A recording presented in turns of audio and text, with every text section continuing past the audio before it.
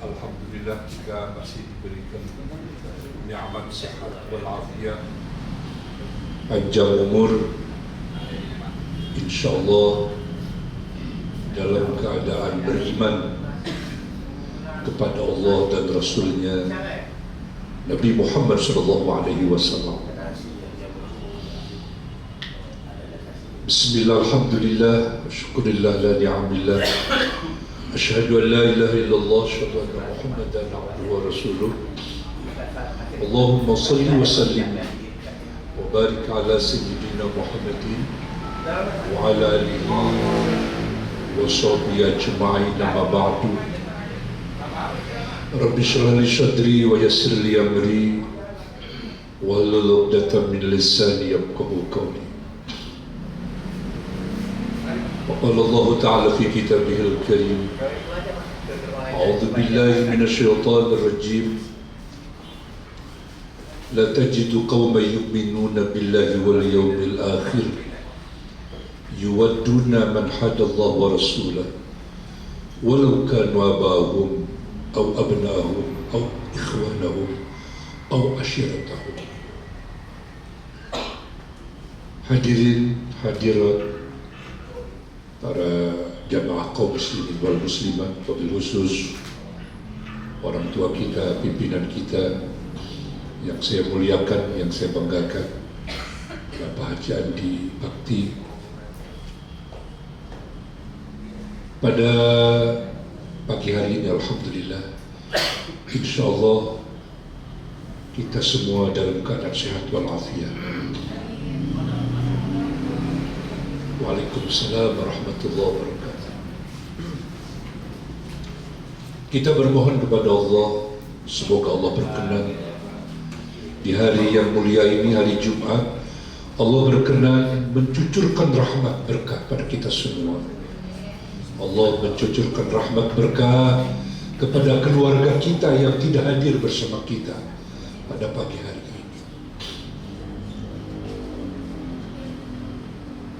InsyaAllah tadi malam kita sudah membaca wirid-wirid yang diajarkan oleh Nabi. Dan insyaAllah Allah berikan rezeki yang halal, yang berkah kepada kita semua. Pernah Nabi menjelaskan bahwa suratul waqi'ah, suratul ghina, kata Nabi. Surah Al-Waqi'ah itu adalah surat kekayaan, kecukupan. Jadi barang siapa yang ingin dicukupkan rezekinya, jangan diabaikan, jangan ditinggalkan.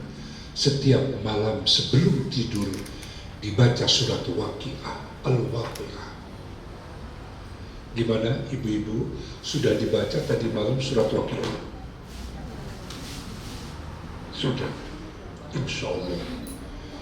Yang mengamalkan membaca surat Waqi'ah setiap malam, bikulli lailatin, setiap malam, Allah berikan keberkahan rezekinya, Allah berikan kecukupan rezekinya, insyaallah.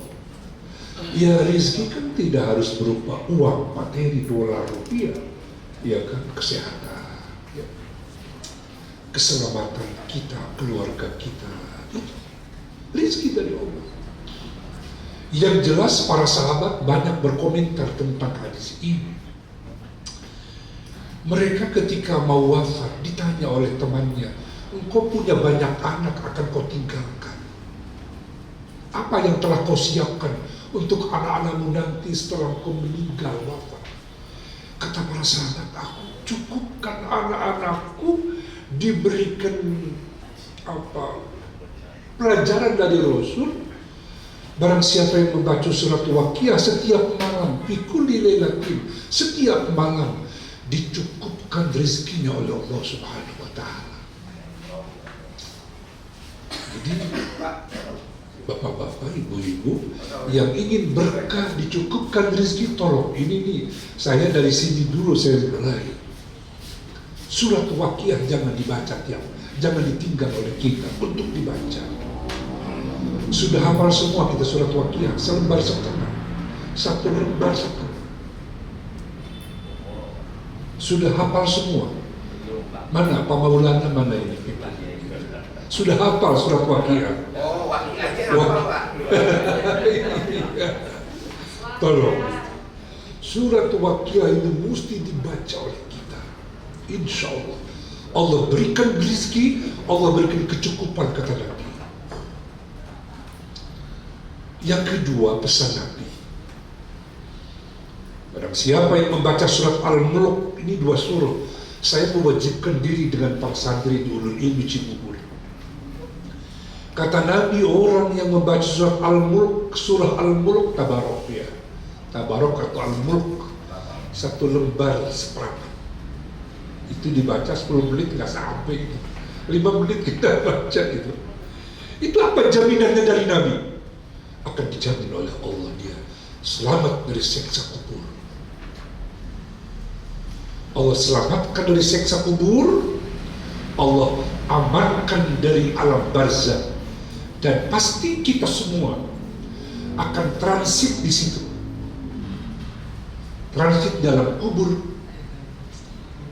di alam barzah, dan orang yang di dalam alam barzah selamat, aman, sentosa, tidak ada halangan, kesulitan, rintangan. Besar kemungkinan ketika dibangkitkan dari kubur aman, selamat, insya Allah.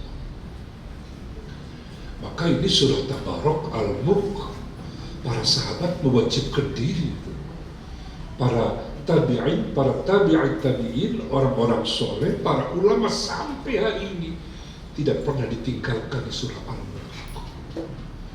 Ini terutama buat adik-adik, ya. Ya, dari SMK kan ada asal muslim, ya. Jadi antum ya muslim tentu dia. Kalau ingin selamat dunia akhirat, insya Allah ini surat Al-Mulk harus dihafal. Yang ideal dihafal oleh kita, supaya di mana saja kita bisa membacanya. Insya Allah akan diselamatkan oleh Allah dari alam barzah, dari alam kuburnya, dan dia akan membela kita. Kan udah sepakat kita. Mungkin para ustaz udah banyak yang menyampaikan bahwa Al-Quran akan memberikan syafaat kepada yang membacanya. Terutama ini surat Al-Mulk akan membela dia, akan menolong kepada kita, akan menemani kita ketika kita udah ada di alam barzah. Kalau surat apa? Waqiah itu ya terutama Allah berikan keberkahan rezeki di dunia ini. Kalau Al-Mulk ini lebih tekanannya ketika di alam barzah. Ketika kita transit di alam barzah, menunggu hari kiamat, di situ akan ditemani kita oleh surah Al-Mulk. Ya syukur-syukur kita setiap 1 hari 1 juz ya. Ini kita di Emerald Group, ini kita ngurusin orang-orang beribadah. Ada nggak yang dalam sehari semalamnya 1 juz membaca Al-Quran? Ya, mungkin kita masih muda-muda ya. Insya Allah kita berusaha mudah-mudahan. Itu yang pertama saya ingin mengingatkan kepada teman-teman agar kita oleh Allah diberikan kemudahan dunia akhirat. Ini dia. Di dunia Allah berikan rezekinya berbagai macam nikmat oleh Allah diberikan kepada kita. Ini kuncinya surah Waqiah. Dan ini saya pesankan Bapak Ibu yang hadir di sini, pesankan, ingatkan ada cucu kita, keluarga kita, menantu kita, tolong baca biar berkah rezeki kita. Yang kedua, itu dia surah Al-Mulk agar dibaca oleh kita, oleh keluarga kita, insya Allah kita tidak khawatir, tidak perlu takut kita ketika masuk ke alam barzah, ke alam kubur. Berapa lama kita hidup di alam kubur? Menunggu hari kiamat, insya Allah. Hari kiamat berapa ribu tahun lagi kita? Wallahu a'lam, nggak ada yang tahu kita. Andai kata hari kiamat 1000 tahun lagi kita wafat dia sekarang ini, ya berarti 1000 tahun di alam barzah, di alam kubur. Itu masya Allah ya. Apakah perlu biaya, perlu dana? Jelas. Apa dananya, biayanya, bekalnya? Yaitu diantaranya beramal soleh, beramal soleh, dan itu diantaranya surah Al-Mulk. Tabarok untuk kita baca. Inilah yang ditunjukkan oleh Nabi Muhammad SAW. Sallallahu Alaihi Wasallam. Semoga, saya berharap adik-adik terutama yang masih muda-muda, tolong sejak mendengar dari saya menyampaikan dari Nabi Muhammad, tolong amalkan, insya Allah. Yang berikutnya, kita pasti tentu, kita sepakat ingin bahagia hidup ini.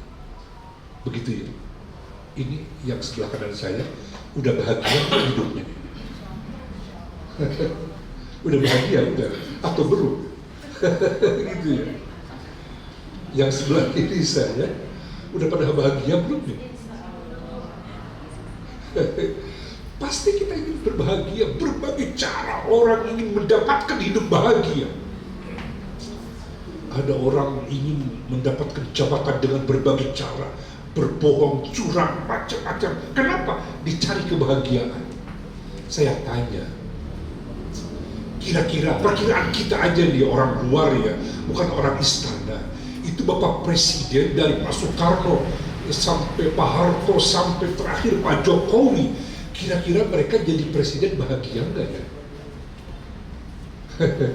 Kira-kira bahagia enggak Pak? Oh iya ya, jadi alasannya bahagia karena pengen 3 periode gitu ya. Oh gitu ya Pak ya? Iya. Belum bahagia berarti ya Bu ya? Pengen mendapatkan kebahagiaan sampai minta 3 periode beliau ya. Oh begitu. Jadi belum bahagia, belum Pak ya. Iya. Pak Karno itu ahli biografinya, saya baca di biografinya itu Pak Karno. Aku ini berat sekali jadi presiden, kata beliau. Sampai aku nggak bisa tidur. Kalau harus bisa tidur, minum obat tidur katanya. Minum apa namanya obat tidur itu? Mesti minum itu dulu, baru bisa tidur. Begitu banyak masalah di hidup. Berbagai cara orang ingin bahagia, dikumpulkanlah harta benda, dikumpulkan, dikejar, lupa Tuhannya. Padahal di situ dia semakin mengejar, semakin kekurangan dan kekurangan. Bagikan orang yang minum air lautan katanya. Siapa sebetulnya orang yang akan berbahagia hidupnya?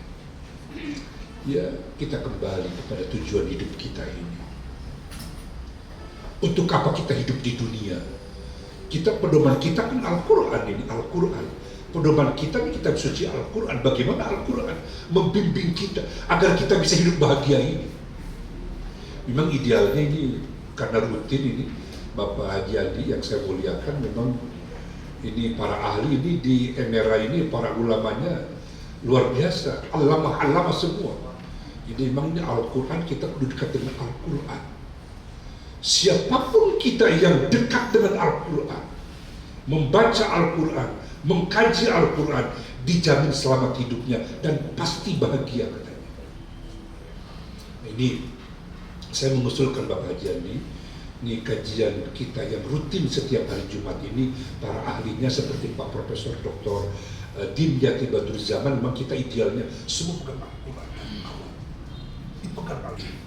Pegang Al-Quran. Tadi sampai tadi kita perlunya kembali kepada Al-Quran, membaca Al-Quran, dipahami Al-Quran, diamalkan isi kalimat Al-Quran, insya Allah di situ ada kebahagiaan. Contoh umpama misalnya Allah berfirman, wa ma khalaqtul jinna wal insa illa liya'budun, dan tidaklah aku ciptakan jin dan manusia kecuali supaya beribadah kepada Allah Subhanahu wa ta'ala. Ini adik-adik terutama yang muda-muda, mari kita bekerja dimanapun, termasuk di era ini, ya kita mesti diperbaharui niat kita nih. Apa hanya untuk mencari uang saja, atau diniatkan dalam rangka beribadah juga, cari rezeki yang halal. Ini pagi ini saya mengingatkan kepada saya sendiri, kepada teman-teman semua, mari kita luruskan niat kita bekerja dimanapun, termasuk di sini di NRA. Mari kita niatkan beribadah, dalam rangka beribadah, dalam rangka melaksanakan perintah Allah, karena kita wajib mencari rezeki yang halal, itu wajib. Dan ini Masya Allah, kata Nabi, orang yang mencari rezeki yang halal, niat beribadah, andai wafat dalam tempat bekerja, maka wafat dia wafat syahid. Ini kadang kita lupa ya, kita kadang-kadang ya tidak kembali kepada apa yang diinginkan oleh Allah untuk supaya agar kita diniatkan dalam rangka beribadah kepada Allah Subhanahu wa Ta'ala. Mungkin suara saya terdengar juga. Oh, bagus. Tanpa mikrofon insyaallah ya. Jadi mari kita sadarkan, ingatkan diri kita masing-masing, termasuk saya. Kita luruskan niat nawaitu kita.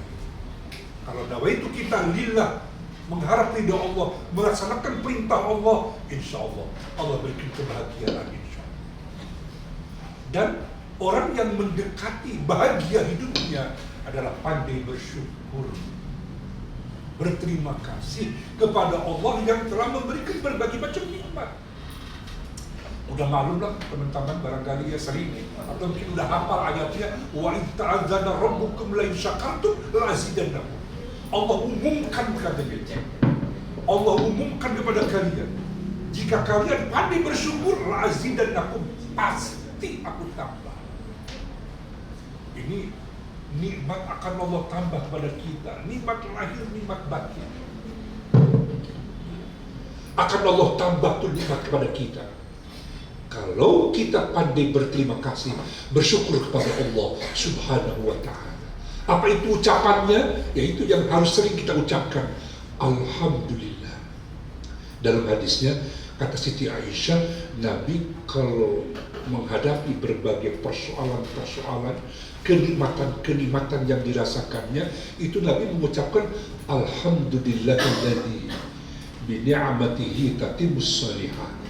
Tapi kalau menurut saya panjang cuma ya nggak hafal kita, ya ucapkan Alhamdulillah. Itu kalau mendapatkan nikmat-nikmat yang enak, yang bagus gitu ya.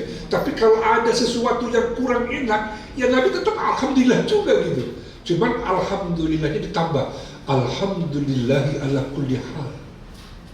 Segala puji kepunyaan Allah atas berbagai macam keadaan, aku selalu memuji Allah Subhanahu wa Ta'ala. Jadi ya memang ya seseorang dikategorikan bersyukur, pertama ya hatinya mengakui bahwa apa yang ada pada dirinya, terutama ini nikmat panjang umur nih, terutama saya yang paling tua barangkali dengan Bapak Haji Adi ya, berdua ini paling tua. Ini mesti banyak bersyukur. Allah berikan kesempatan. Ya Allah, saya lupa. Ustadz Helmi, Masya Allah.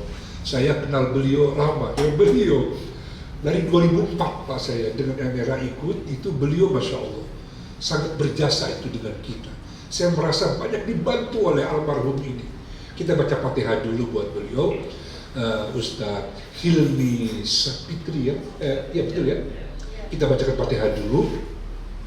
Insya Allah mudah-mudahan jadi amal soleh beliau bergabung di era ini, dan kita bacakan Fatihah buat beliau. Al-Fatihah.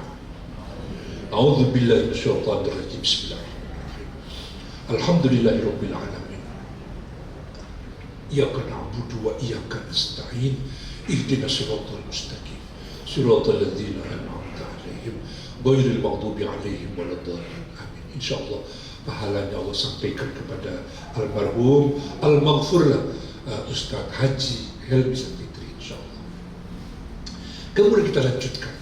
Jadi bersyukur nih. Jadi adik-adik terutama nih yang masih muda-muda, Ustadz ingatkan ayo banyak bersyukur. Dengan banyak bersyukur, insyaallah itu ada jaminan dari Allah. Jadi Ustadz saya pengen selalu bertambah nikmat, ya udah bersyukur aja. Bersyukur dengan ucapan yaitu Alhamdulillah. Yang kedua, ya dengan hati diakui bahwa apapun yang ada pada kita, terutama nikmat sehat walafiat nih, bisa mendengar, bisa melihat, bisa berjalan, itu kan nikmat.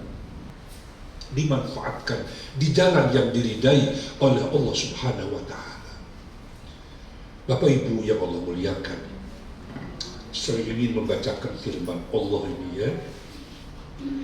Ini sering saya sampaikan di sini atau di ceramah-ceramah saya, tapi saya ingin supaya ingat semua kita.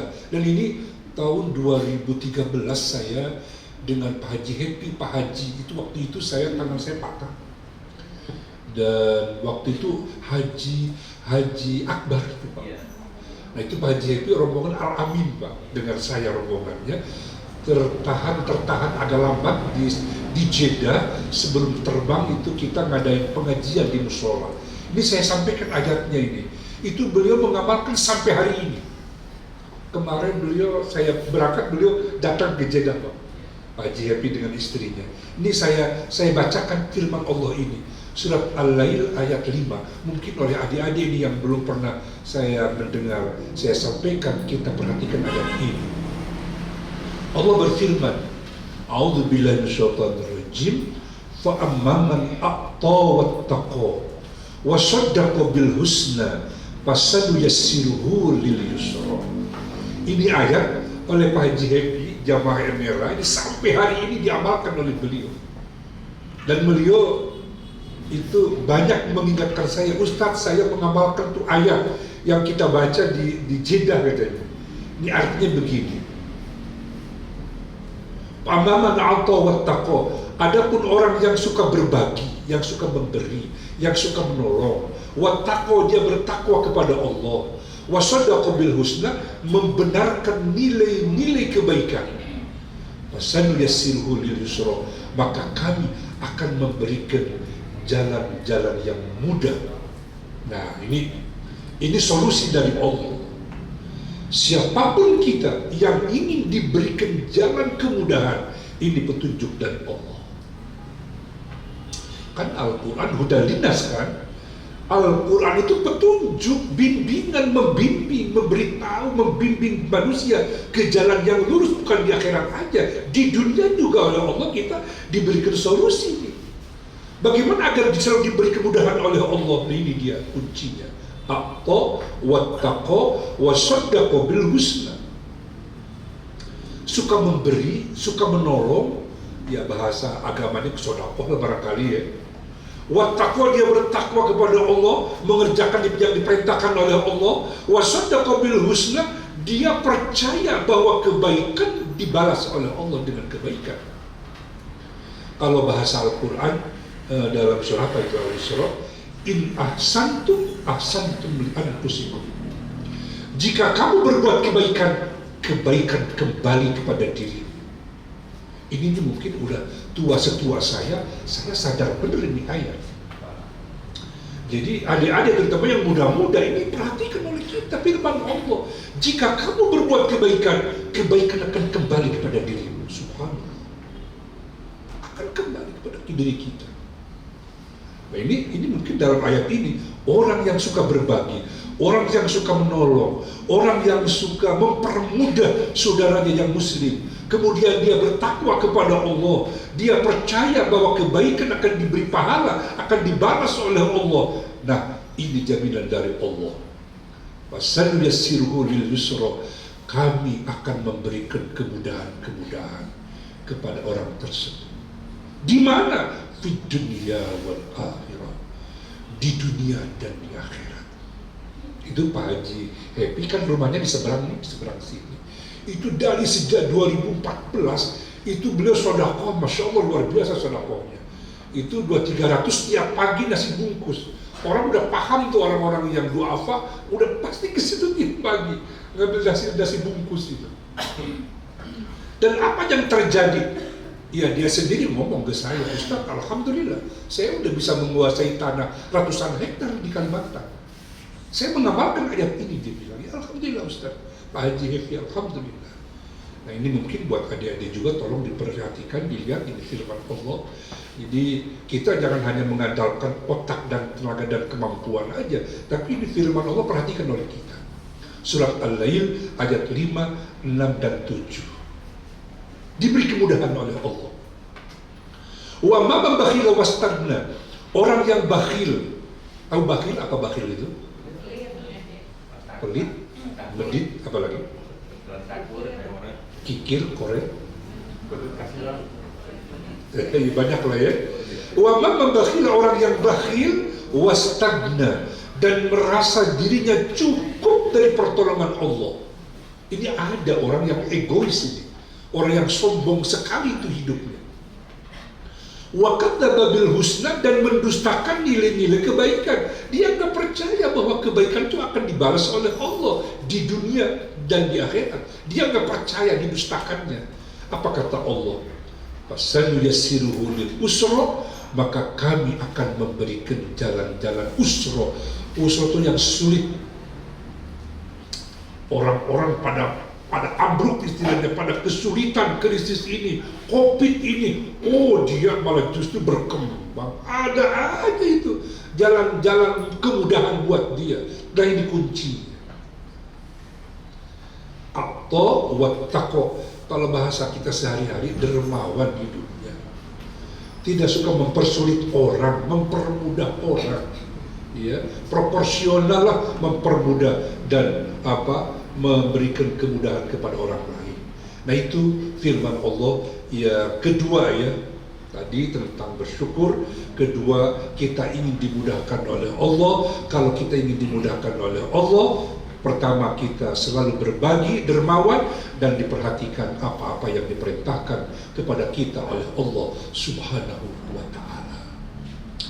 Yang berikutnya, ini dua poin ya, tolong diingat oleh kita semua, diamalkan ini untuk kesehari-harian kita ini, untuk kesehari-harian kita insya Allah. Ini saya ingin membaca firman Allah surat Al-Mujadalah. Surat Al-Mujadalah ayat 22 ya. Ayat 22, Allah berfirman begini. Ini mungkin ada hubungannya, sementara ini kan kita banyak yang a priori dengan masalah politik ini. Ini ayat politik kalau menurut saya. A'udzubillahi minasyaitonir rajim. La tajidu qauman yu'minuna billahi wal yaumil akhir yuwadduna man hadallaha wa rasulah. Kata Allah, Muhammad, hai orang-orang beriman, engkau tidak akan pernah mendapatkan suatu kaum yang beriman kepada Allah dan hari akhir, yuwadduna man hadallah, ya, mereka saling berkasih sayang dengan orang-orang yang menentang Allah dan Rasulnya. Maksud saya ulang. Engkau Muhammad, ini Allah yang berfirman, tidak akan pernah mendapatkan satu kaum yang beriman kepada Allah dan Rasul berkasih sayang dengan orang-orang yang menentang Allah dan Rasulnya. Nggak bakal ketemu, nggak bakal menemukan. Artinya kalau ada orang yang mengaku beragama Islam berkasih sayang dengan orang-orang yang suka melecehkan, yang menghina, yang benci dengan syariat Islam, berarti dia belum beriman kepada Allah. Saya tanya kepada ibu-ibu dulu, ada enggak orang yang benci kepada syariat Islam? Ada yang benci, yang suka menghina, melecehkan Allah dan Rasulnya Nabi Muhammad? Ada enggak? Ada ya Pak ya? Ada enggak partai yang benci dengan syariat Islam? Ada. Itu syariat Islam, perda-perda yang berjumlah 3.250 perda itu dihapuskan sekarang oleh partai tertentu. Itu saya menyebutkan partai ya, oleh partai tertentu, oleh menterinya. Waktu itu beliau menteri dalam negeri itu. Sudah wafat sekarang beliau. Itu 3.200 dihapus, dibatalkan semua, seluruh Indonesia. Perda-perda syariat, produk para bupati, wali kota, gubernur, semua dihapuskan. Itu artinya apa? Mereka benci, berarti nggak senang dengan Allah dan Rasul itu, dengan syariat Islam.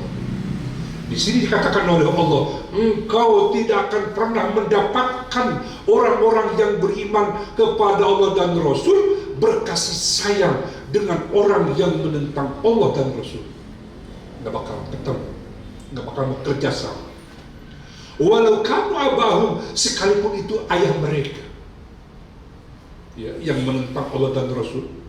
Au abna'ahum, atau anak-anak mereka, sekalipun anak mereka enggak mau berkasih sayang itu.